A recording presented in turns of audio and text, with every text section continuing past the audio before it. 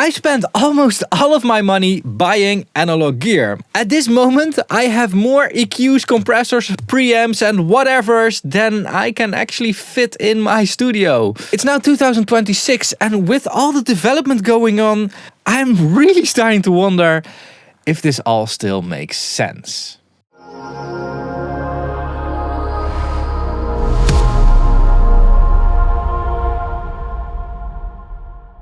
So last week I went to Berlin for Superbooth, where I ran into Jacob Erland from Gyref Audio. Skønt at være her sammen med dig også.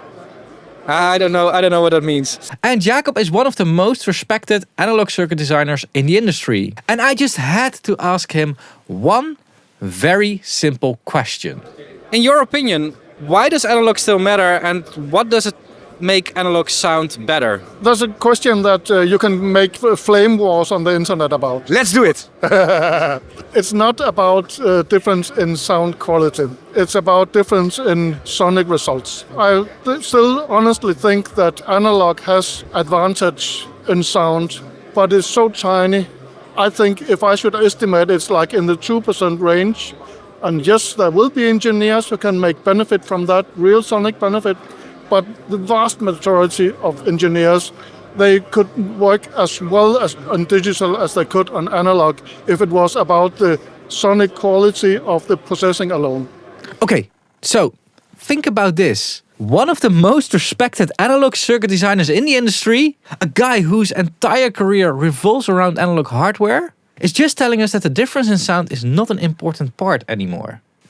That's really a lot. However, there's always a but, because he said something that hit me way harder. But Oh, here's the but, because I'm now thinking like, okay, you're telling this, why are you still making analog equipment now? So here's the but. yes, I work in a studio complex with all the people there having all the plugins in the world and stuff like that. And very often they still use the analog gear. And that's not because there's something per se better in the analog domain. If you know the units, your hand will know which knobs to turn. You will have a better connection between your musical intuition, you could call it, and then the control of what you're doing. Sometimes I make a connection to like, I have library of saxophone samples. I can do some really nice saxophone solos in my computer, and it can do everything a saxophone can do. And still, when some young and upcoming saxophone player comes by and plays the same, it's out of the world difference. Yeah. So it's not about what sounds you can make, but can you do it in a way that is musically intuitive? And somehow I believe there is coherence between your motoric and your aesthetics that bypasses your intellectual part. If you must enable your intellectual part to access this, then you are fighting against the stream somehow. So it becomes muscle memory. I think that's... Yeah. The reason why I'm talking about mental or intellectual is that all plugins have in common that you need to control it via a mouse, and everything has the same user interface more or less. So you cannot use muscle memory to control it because it's the same movement for everything. Oh, wait a second. So you don't develop specific muscle movement for a specific plugin, while for a specific piece of equipment you develop specific muscle memory for that equipment? Yes. And I think that's a very important part of not having to be intellectual about what you're doing. I saw a series of qualitative interviews with mastering engineers, and I had a guy who was doing his thesis about some differences between the digital and the analog domain. And during that, he found out by analyzing these videos he had that you could actually, from the hand movements of these people when they are talking about their EQs and compressors, he could predict with high precision where in their racks their compressors or their EQs were placed. It was like their hands were speaking at the same time. So there is definitely some muscle memory.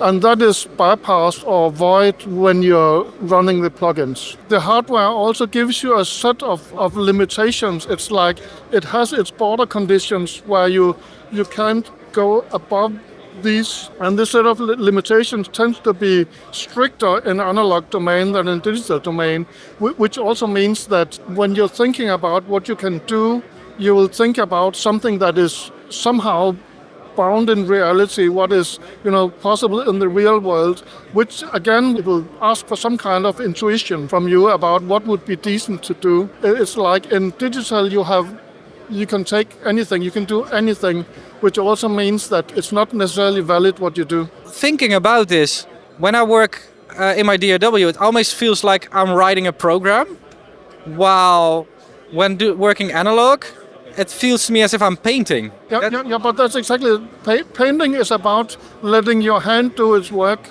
and sometimes being intellectual about it, but most of the time actually being emotional about it or being intuitive about it. Having embodiment to some degree means that you can somehow depend on some stuff that you have going on in here that is really hard to intellectualize about. Yeah. And honestly, I really recognize this from working with my own analog gear.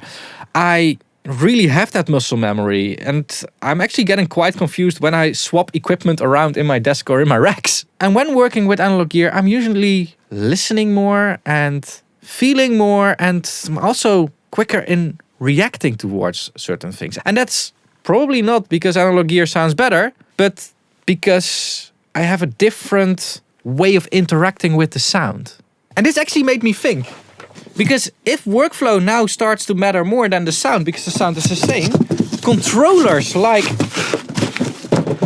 this one, and specifically this one, all of a sudden become way more interesting. And the reason why I'm holding up the UC1 from SSL and not a universal controller is because this one actually also has that muscle memory effect where everything is always at the same place. I really gotta start using this thing again. So yeah, this interview really made me think different about this. However, this is gonna be even more interesting with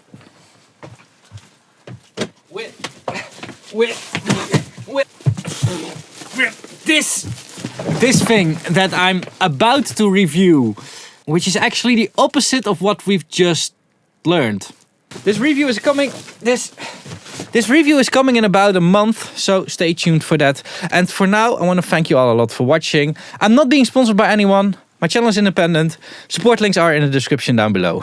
And if you want to check out more of my content, I'm going to link the members content over here and a very cool video that I made in Abbey Road Studios over here. Thanks a lot for watching. Keep pushing, and bye bye.